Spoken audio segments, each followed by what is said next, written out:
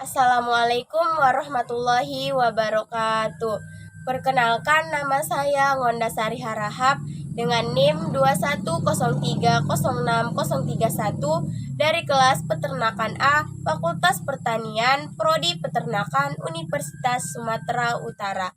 Pada video kali ini, saya akan menjelaskan pengertian, fungsi dari mineral dan vitamin, dan saya akan menguji kandungan vitamin C pada pakan ternak.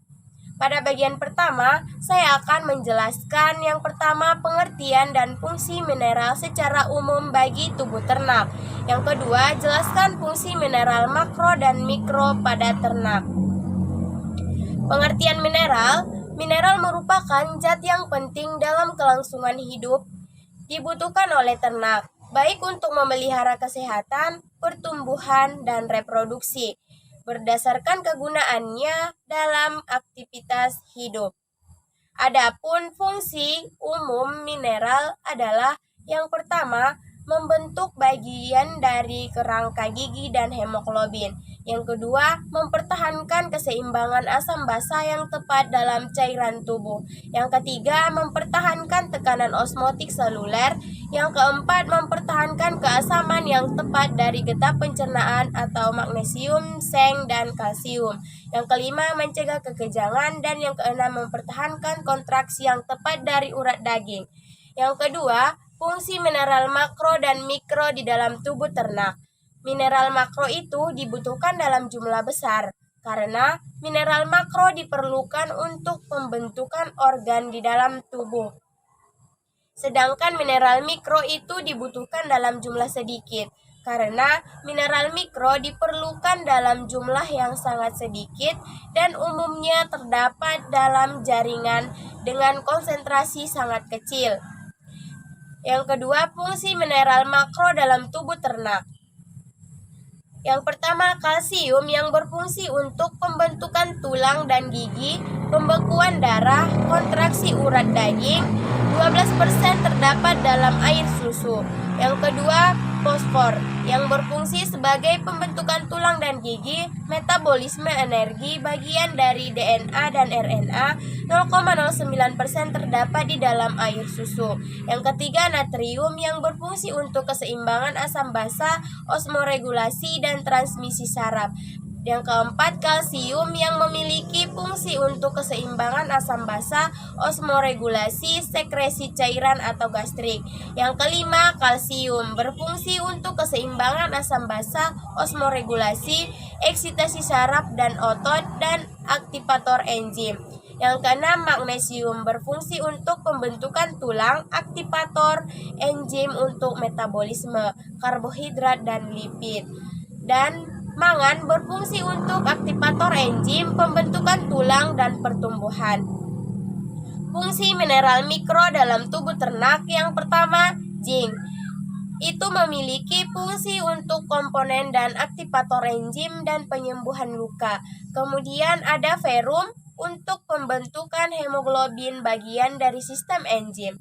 Lalu cuprum untuk pembentukan hemoglobin, pigmen, dan koenzim.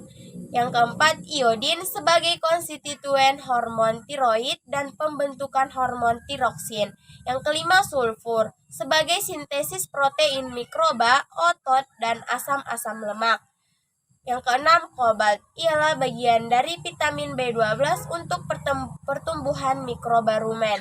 Yang ketujuh, fluorid untuk esensial hewan laboratorium. Selenium sebagai taloenzim dan enzim glutathione peroxidase yang berfungsi untuk menghilangkan H2O2, berasosiasi dengan vitamin E, sistem imunitas. Yang kelima, MO, bagian dari enzim sulfit oksidase yang berfungsi untuk oksidasi sulfit.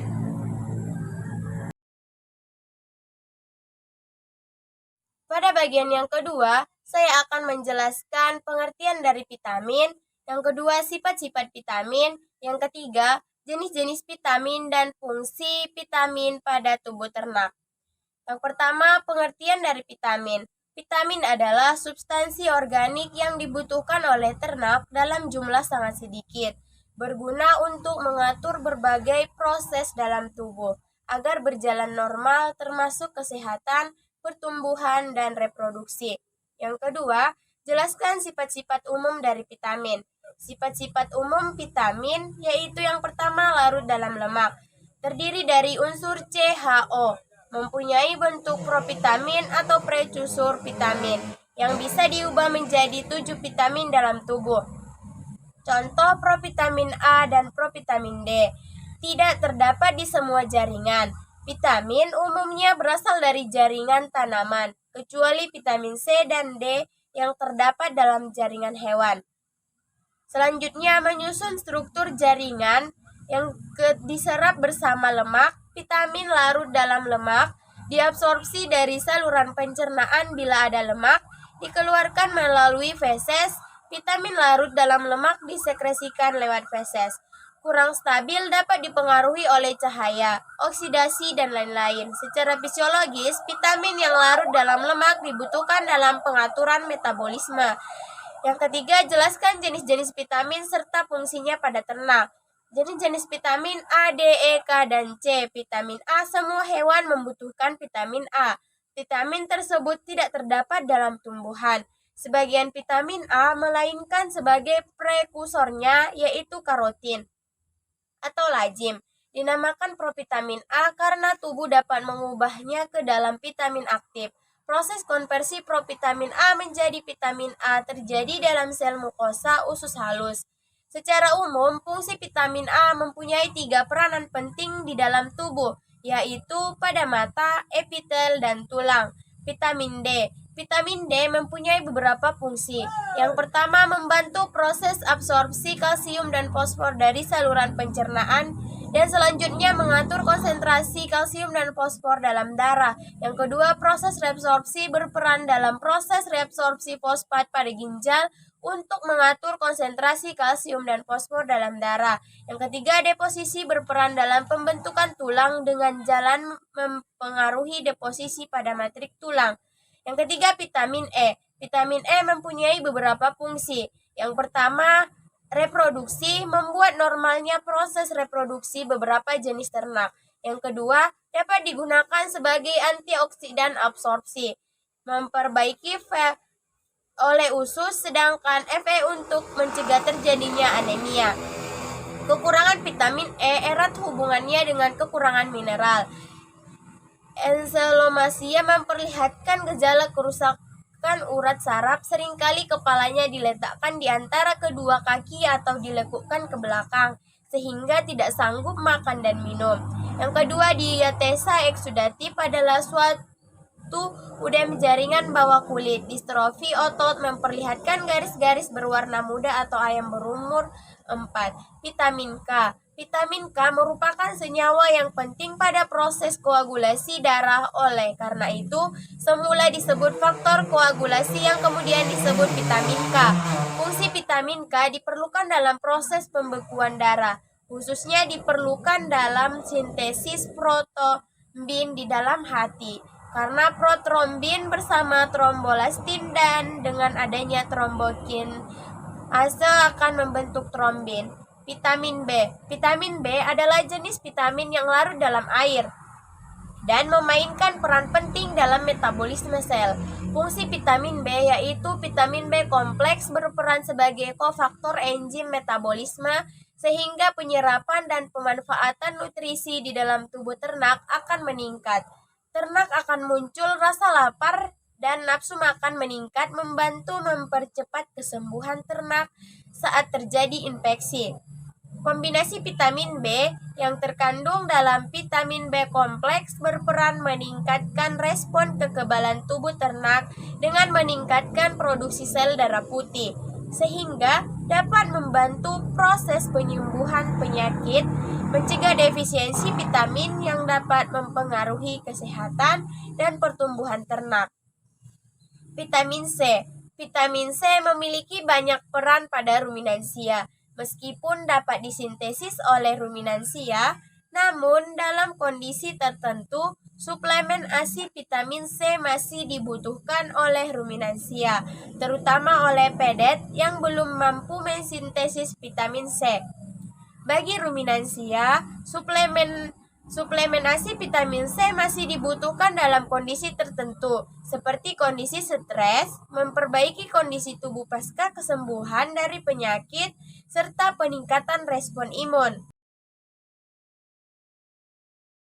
Pada bagian yang ketiga, saya akan melakukan uji kandungan vitamin C pada bahan-bahan yang sudah saya siapkan. Adapun alat dan bahan yang saya gunakan, yang pertama, wadah yang sudah saya isi dengan air. Kemudian 5 sampel yang saya gunakan, yang pertama yaitu pepaya, yang kedua yaitu jeruk nipis, yang ketiga yaitu tomat. Pada pakan hijauan saya mengambil yaitu bayam dan kacang kedelai. Dan di sini sebagai indikator saya mengambil iodin atau betadin. Iodin atau betadin mengandung propiodin iodin sebanyak 10%, di mana iodin digunakan sebagai indikator yang akan bereaksi dengan asam askorbat. Dan selanjutnya langkah-langkahnya. Langkah-langkah yang pertama, saya akan memberi tetesan pada setiap wadah yang sudah saya isi dengan air. Langkah yang kedua, saya akan memberikan 5 tetesan pada setiap wadah masing-masing.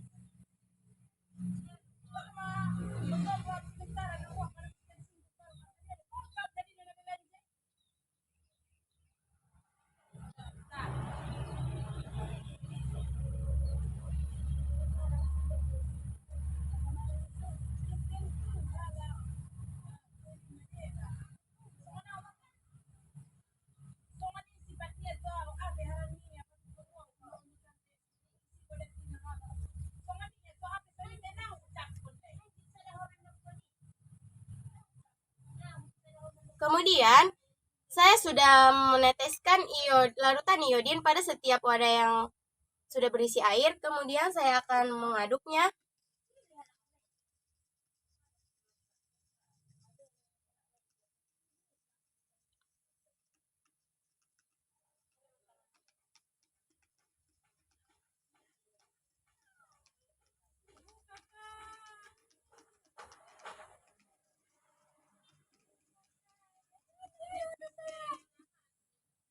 Selanjutnya, setelah betadin dilarutkan, maka larutan akan berubah menjadi kekuningan. Setelah itu, saya memasukkan ke 5 sampel yang sudah saya siapkan pada masing-masing wadah. Yang pertama, saya akan memasukkan sampel yaitu pepaya.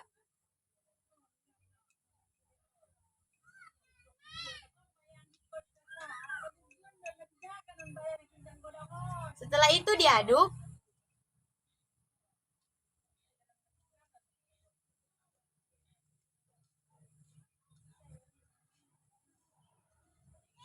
Dan kita tunggu beberapa saat. Selanjutnya, sampel yang kedua yaitu pada jeruk nipis. Saya akan memasukkannya.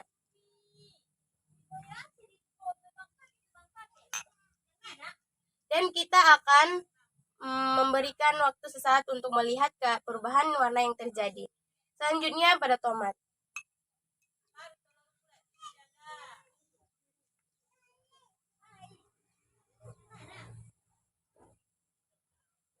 Kita tunggu beberapa saat untuk melihat perubahan warna. Selanjutnya pada bayam.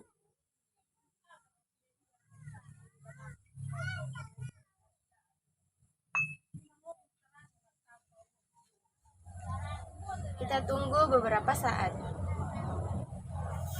Kemudian pada yang terakhir pada kacang kedelai.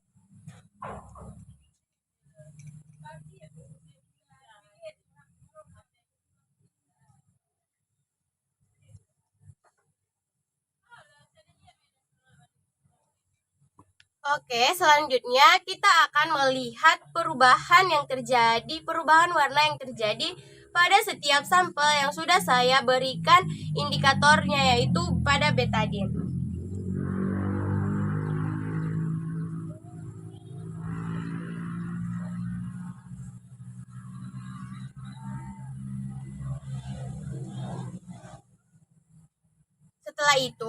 Setelah beberapa saat sudah terjadi perubahan warna pada kelima sampel yang sudah saya gunakan. Pada kacang kedelai, terjadi sangat drastis perubahan warna yang terjadi. Perubahan warna pada kacang kedelai yaitu sangat jernih. Dan pada pepaya, perubahan warna yang terjadi juga sangat jernih. Kemudian pada bayam, terjadi perubahan warna yaitu berubah menjadi warna yang lebih jernih. Dan pada jeruk nipis terjadi perubahan warna yaitu berubah drastis menjadi warna lebih jernih. Dan pada pepaya juga terjadi perubahan warna yaitu pada tomat yaitu terjadi perubahan warna yaitu berubah warna menjadi lebih jernih. Oke, selanjutnya dapat kita simpulkan bahwa kandungan pada 5 sampel tersebut mengandung vitamin C karena reaksi antara asam askorbat yang terdapat dalam vitamin C yang bereaksi dengan iodin. Betadin menghilangkan warna iodin sehingga larutan yang mengandung vitamin C warnanya akan menjadi lebih jernih. Dan jika warna yang tidak berubah, maka sampel tersebut tidak mengandung vitamin C. Oke, sekian video yang dapat saya sampaikan. Kurang dan lebihnya saya mohon maaf. Wabillahi taufiq wal hidayah. Wassalamualaikum warahmatullahi wabarakatuh.